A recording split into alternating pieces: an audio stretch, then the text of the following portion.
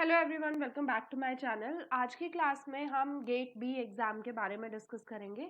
इसका सिलेबस क्या है, कौन से इंपॉर्टेंट टॉपिक्स होते हैं, इसके अलावा इसका पूरा पैटर्न किस तरीके से दिखता है, वो सारा आज की क्लास में हम डिस्कस करेंगे। और आगे आने वाली वीडियोस आपको ऐसी मिलेंगी जिसके अंदर हम एक एक करके टॉपिक्स जो है वो भी डिस्कस करेंगे, क्योंकि आपको पता है 23rd को इसका एग्जाम है। तो जब तक हम सारा सिलेबस कवर अप कर लेंगे साथ में, तो चलो शुरू करते हैं। तो सबसे पहले हम देखेंगे कि इसकी फुल फॉर्म क्या होती है। तो आप देख सकते हो ग्रेजुएट एप्टीट्यूड टेस्ट होता है बायोटेक्नोलॉजी का।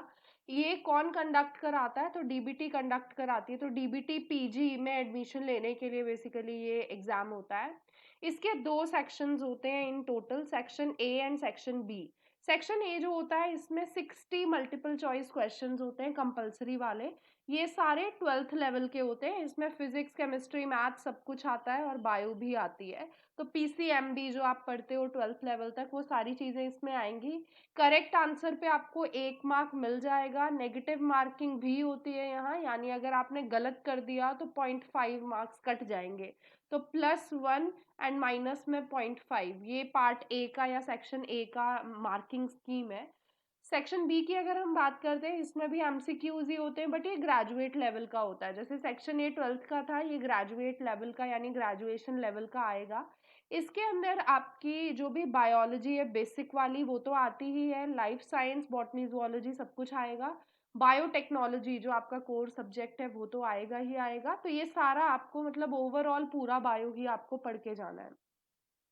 यहाँ पे आपको 100 क्वेश्चंस मिलते हैं, बट उनमें से आपको सिर्फ 60 अटेम्प्ट करने होते हैं। हर एक करेक्ट आंसर के लिए 3 मार्क्स मिलेंगे। और नेगेटिव मार्किंग भी होती है, यानी वो होती है -1 की। तो आप देख सकते हो नेगेटिव मार्किंग दोनों के अंदर है। आप ज्यादा फोकस अगर पार्ट बी पे करो ना, तो अगर बी वाला सेक्शन आपका अच्छे से हो गया तो भी आपको इजीली ये एग्जाम क्लियर हो जाएगा। ऐसा क्यों बोल रही हूँ? क्योंकि पार्ट बी है जिसके मार्क्स ज्यादा है। तो अगर आप ओवरऑल देखो तो अनआंसर्ड क्वेश्चंस का तो कोई भी मार्क नेगेटिव नहीं होता, मतलब कोई भी मार्क आपका डिडक्ट नहीं होगा, 0 मार्क्स मिलते हैं। इस टाइप का आपका पूरा ये सेक्शन वाइज डिस्ट्रीब्यूशन होता है। सेक्शन ए में 60 क्वेश्चंस, 60 ही आपको करने हैं। 1 मार्क का एक क्वेश्चन, तो 60 नंबर का सेक्शन ए होता है। तो अगर 12th लेवल की आपको थोड़ी बहुत नॉलेज है तो उसके बेसिस पे आप कर सकते हो, बहुत ज़्यादा मार्क्स नहीं है। सेक्शन बी है मेजर, जिसमें 100 क्वेश्चंस है आपके पास। तो 100 में से आपके पास ऑप्शंस बहुत ज्यादा है। जैसे आप देखो 60 क्वेश्चंस है जो आपको परफॉर्म करने होते हैं। ओवरऑल 100 नंबर का पूरा ये 100 क्वेश्चंस का बेसिकली सेक्शन बी होता है। और 100 में से सिर्फ 60 क्वेश्चंस आपको करने, तो आपके पास बहुत सारे ऑप्शंस है, स्किप भी कर सकते हो आप क्वेश्चंस को। 3 नंबर का एक क्वेश्चन तो 180 नंबर का होता है। तो आप ओवरऑल देखो ना, तो टोटल 240 मार्क्स का ये पेपर होता है, बट उसमें से 180 सिर्फ और सिर्फ सेक्शन बी के है। तो आपको मेनली जो फोकस करना है वो सेक्शन बी पे करना है। उस पे फोकस कर लोगे ना तो आपका सारा एग्जाम ये क्लियर हो जाएगा, मैं गारंटी देती हूँ। हमारी जो भी अभी क्लासेस आएंगी यूट्यूब पे, वो इसी सेक्शन बी के ऊपर फोकस्ड होंगी। इसके सारे टॉपिक्स जो सिलेबस में दिए हुए हैं वो सारे के सारे हम डिस्कस करेंगे साथ में, एक साथ यहाँ हम सारे डिस्कस करेंगे। तो मैंने आपको सेक्शन ए का बता दिया, इसमें सारे आते हैं। फिजिक्स, केमिस्ट्री, मैथ्स में आपकी हेल्प नहीं कर सकती, बट हाँ बायो में कर सकती हूँ, तो उसमें ज़रूर हेल्प करूंगी। सेक्शन बी का सिलेबस जो होता है ना, देखो हम 1 बाय 1 सबकी वीडियोस बनाएंगे, साथ में पढ़ेंगे उनके बारे में। तो हम एक तो बायोमोलिक्यूल से रिलेटेड सारी चीज़ें पढ़ेंगे। मेम्ब्रेन क्या होती है, स्ट्रक्चर, फंक्शन उसका, एक्शन पोटेंशियल क्या होता है, ट्रांसपोर्ट कैसे होता है सब्सटेंसेस का, ट्रांसपोर्ट की प्रोसेसेस कौन सी होती हैं, एंजाइम्स क्या होते हैं, तो एंजाइम काइनेटिक्स का सारा पोर्शन हम करेंगे। इसके अलावा जो भी बायो एनर्जेटिक्स का पार्ट है, जो डिफरेंट साइकिल्स होती हैं, वो सारी भी हम डिस्कस करेंगे। यहाँ पे अगर हम इंपॉर्टेंट टॉपिक्स की बात करें तो एंजाइम वाला बहुत ज़्यादा इंपॉर्टेंट टॉपिक है। और जो भी डिफरेंट काइंड के बायोमोलिक्यूल्स होते हैं उनका मेटाबॉलिज्म इंपॉर्टेंट है, यानी उनके सिंथेसिस कैसे होती है, डिग्रेडेशन कैसे होती है, ये मेजर है। फोटोसिंथेसिस, रेस्पिरेशन, इन दोनों में ईटीसी जो होता है, इलेक्ट्रॉन ट्रांसपोर्ट चेन, वो इंपॉर्टेंट है। क्रेब्स साइकिल, जो भी डिफरेंट साइकिल्स होती हैं बायो एनर्जेटिक्स में आती हैं, तो वो सारी भी यहाँ पे इंपॉर्टेंट है। तो मैंने आपको एक आइडिया दे दिया। नेक्स्ट आता है वायरसेस का। वायरसेस की क्लासिफिकेशन, स्ट्रक्चर, ये मेजर होता है, तो क्लासिफिकेशन इज इम्पॉर्टेंट। इसके अलावा माइक्रोबियल ग्रोथ कर्व वगैरह कैसी होती है, कैसी नहीं दिखती, वो सब भी इम्पॉर्टेंट है। रेस्पिरेशन में एरोबिक अनारोबिक रेस्पिरेशन, उसके सारे पाथवेज, ग्लाइकोलिसिस वगैरह, वो सारे इंपॉर्टेंट होंगे क्रेब्स साइकिल। नाइट्रोजन फिक्सेशन, तो नाइट्रोजन फिक्सेशन का सारा कॉन्सेप्ट आपको अच्छे से क्लियर होना चाहिए। होस्ट पैथोजन किस तरीके से इंटरैक्ट करते हैं, मेजर मेजर पॉइंट्स ही मैं मार्क कर रही हूँ, बाकी सारे आपको सिर्फ ऐसे ही वर्बली बता रही हूँ। नेक्स्ट प्रोकैरियोटिक और यूकैरियोटिक सेल के स्ट्रक्चर का, तो बेसिक डिफरेंसेस दोनों के बीच में। सेल साइकिल का बेसिक आइडिया, क्या क्या फेजेस होते हैं, किस फेज में क्या चीज होती है, माइटोसिस मियोसिस किस तरीके से डिफर करता है, ये इंपॉर्टेंट है। सिग्नल ट्रांसडक्शन पाथवेज आप थोड़े बहुत याद कर सकते हो, जो भी आपको ग्रेजुएशन लेवल पे पढ़ाए गए थे वो भी आपके लिए हेल्पफुल रहेंगे। अगर आप इस पोर्शन की बात करो तो ये मेनली है मॉलिक्यूलर बायोलॉजी, जेनेटिक्स से रिलेटेड। इसमें क्या क्या इंपॉर्टेंट है, रेप्लिकेशन, ट्रांसक्रिप्शन, ट्रांसलेशन, तीन मेजर इंपॉर्टेंट जो टॉपिक्स हैं वो बताए। मेंडेलियन इनहेरिटेंस आप याद कर सकते हो। रेगुलेटरी मैकेनिज्म्स याद कर सकते हो, लैक ओपेरॉन, ट्रिप्टोफैन ओपेरॉन वगैरह का कॉन्सेप्ट। जीन इंटरैक्शन, एपिस्टेसिस वगैरह क्या होता है, कॉम्प्लीमेंटेशन कैसे होता है वो। इसके अलावा ये जो भी ये ट्रांसफॉर्मेशन, ट्रांसडक्शन और कॉन्जुगेशन होता है उसका थोड़ा बहुत कॉन्सेप्ट।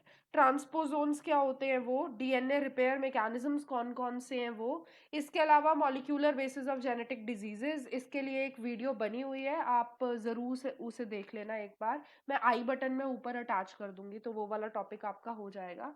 नेक्स्ट अगर हम बात करें टेक्निक्स की, तो टेक्निक्स ना आप में से बहुत सारे स्टूडेंट्स की रिक्वेस्ट होती है टेक्निक्स पे वीडियो बनाओ, वीडियो बनाओ।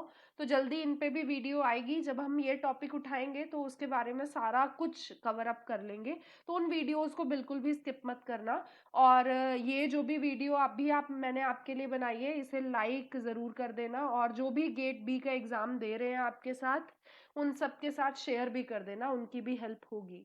तो जो भी टेक्निक्स हैं जैसे माइक्रोस्कोपी, सेंट्रीफ्यूगेशन, स्पेक्ट्रोस्कोपी, क्रोमेटोग्राफी, ये सारी चीज़ें सारी की सारी हम डिस्कस करेंगे, इम्पॉर्टेंट है। इम्यूनोलॉजी में भी इम्यूनोलॉजी के जो भी बेसिक कॉन्सेप्ट होते हैं, ह्यूमरल सेल मीडिएटेड इम्यूनिटी कैसी होती है, एंटीबॉडी का स्ट्रक्चर कैसा होता है, कौन कौन से लिम्फॉइड ऑर्गन्स होते हैं, MHC complex is very important, तो वो याद रखोगे। एंटीबॉडीज के जो डिफरेंट टाइप्स हैं वो याद रखोगे, और ग्राफ्ट वगैरह किस तरीके से काम करते हैं, होस्ट रिएक्शन कैसा होता है ग्राफ्ट्स के लिए, तो वो सब। बायोइन्फॉर्मेटिक्स, आपको डेटाबेसेस के बारे में पता होना चाहिए, सीक्वेंस अलाइनमेंट कैसे करते हैं, फाइलोजेनी वगैरह, स्कोरिंग मैट्रिसेस कौन सी होती हैं, ये सब आपने पढ़ा होगा, तो वो सब भी आपको पढ़ना पड़ेगा। रेस्ट्रिक्शन, मॉडिफिकेशन, एंजाइम्स, ये सारा बायोटेक है, तो बायोटेक तो आपका बेसिकली क्लियर होगा भी, बट फिर भी मैं आपको बता दूं ये वेक्टर्स इंपॉर्टेंट होते हैं, डिफरेंट काइंड्स के वेक्टर्स जो भी होंगे। ट्रांसपोजोन्स हम ऑलरेडी डिस्कस कर चुके हैं ऊपर, वो भी आएगा। इसके अलावा ये RAPD, RFLP, AFLP वगैरह जो टेक्निक्स होती हैं, these are important. Different kinds की ब्लॉटिंग, सदर्न, वेस्टर्न, नॉर्दर्न, ये सब इम्पॉर्टेंट है। इसके अलावा टोटीपोटेंसी वगैरह, ये प्लांट टिश्यू कल्चर से रिलेटेड टॉपिक्स आ गए, ये भी इंडिविजुअली हम डिस्कस करेंगे, ये भी प्लांट टिश्यू कल्चर से रिलेटेड ही है, तो वो इसके अलावा एनिमल सेल कल्चर, तो एनिमल्स की तरह किस तरीके से कल्चर कर सकते हो एनिमल सेल्स को, हाइब्रिडोमा टेक्नोलॉजी इंपॉर्टेंट है इसके अंदर। देन अगर हम केमिकल इंजीनियरिंग की बात करें तो इसके अंदर बायो रिएक्टर्स का पूरा जो टॉपिक है वो इम्पॉर्टेंट है, डिफरेंट काइंड्स के बायो रिएक्टर जो होते हैं। नेक्स्ट अगर हम बात करते हैं प्रोसेसिंग की, अपस्ट्रीम प्रोसेसिंग, डाउनस्ट्रीम प्रोसेसिंग, ये इंपॉर्टेंट है। इसके अलावा बायोफ्यूल, बायोप्लास्टिक वगैरह से रिलेटेड आपको क्वेश्चन आ सकता है, इंपॉर्टेंट है। और टिश्यू कल्चर तो अभी बता ही दिया, उसमें micro propagation is very important, but उसके अलावा ओवरी का कल्चर, एंड्रोजेनिक कल्चर्स जो भी होते हैं, गाइनोजेनिक कल्चर्स होते हैं, उनका सारा concept, DNA fingerprinting, gene silencing कैसे होती है, तो ये सारे इंपॉर्टेंट टॉपिक्स मैंने आपको बताए। आई होप कि आपको आज की वीडियो पसंद आई हो, अगर थोड़ी सी भी पसंद आई हो तो प्लीज़ इसे लाइक और शेयर ज़रूर करना, और अगर आप अभी भी सब्सक्राइब नहीं हो तो प्लीज़ सब्सक्राइब कर लो मेरे चैनल को, मैं बायोलॉजी से रिलेटेड बहुत सारी वीडियोज़ बनाती रहती हूँ। तो मिलते हैं नेक्स्ट क्लास में, जिसमें हम इन्हीं में से कोई सा एक टॉपिक उठा के उसके बारे में डिस्कस करेंगे। Till then, good bye.